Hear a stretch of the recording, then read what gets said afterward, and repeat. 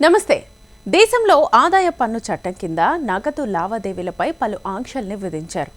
ఈ షరతులకు కట్టుబడి ఉండడం చట్టపరంగా అవసరం లేదు, కానీ మీరు అనవసరమైన పన్ను నోటీసులు, జరిమానాలను నివారించడంలో సహాయపడుతుంది.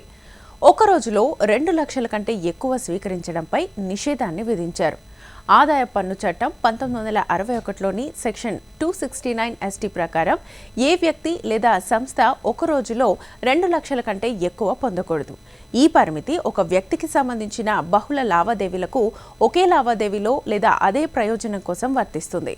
ఉదాహరణకు, మీరు ఎవరికైనా 2 లక్షల కంటే ఎక్కువ చెల్లించినా లేదా స్వీకరించినా అది చట్టాన్ని ఉల్లంఘించినట్లే.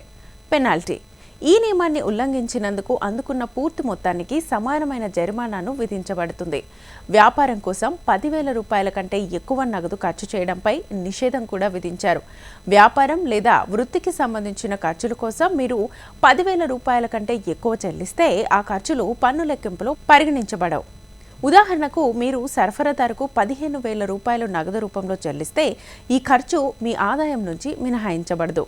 ఇక షిఫర్స్కు పరిమితి 35,000, 20,000 కంటే ఎక్కువ నగదు రుణం లేదా డిపాజిట్ తీసుకోవడం, ఇవ్వడం నిషేధం. సెక్షన్ 269 SS మరియు 269 T కింద 20,000 కంటే ఎక్కువ నగదు రూపంలో రుణం తీసుకోవడం లేదా తిరిగి చెల్లించడం నిషేధించబడింది. ఉదాహరణకు, మీరు ఎవరి దగ్గర నుంచైనా 25,000 రూపాయలు అప్పుగా తీసుకుంటే లేదా తిరిగి ఇస్తే అది నియమాన్ని ఉల్లంఘించడమే.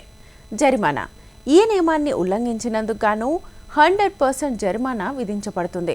పెళ్లికి లేదా ఇతర వ్యక్తిగత ఖర్చులకు 2 లక్షల కంటే ఎక్కువ నగదును ఖర్చు చేయకూడదు.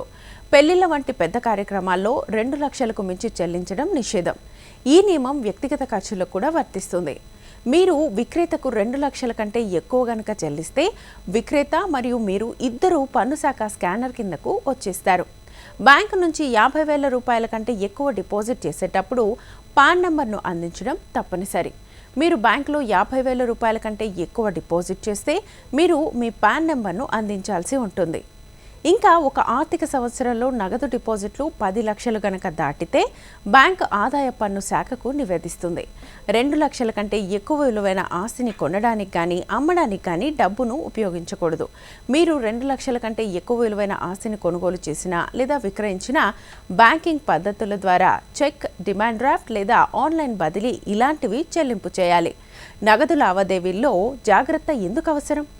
నగదు లావాదేవీలపై ఆదాయ పన్ను శాఖ నిఘా ఉంచింది. మీరు ఈ నియమాలను గనక పాటించకపోతే భారీ జరిమానాలను ఎదుర్కోవాల్సి ఉంటుంది. అంతేకాకుండా పన్ను ఎగవేత కేసుల్లో చట్టపరమైన చర్యలు కూడా తీసుకోవచ్చు.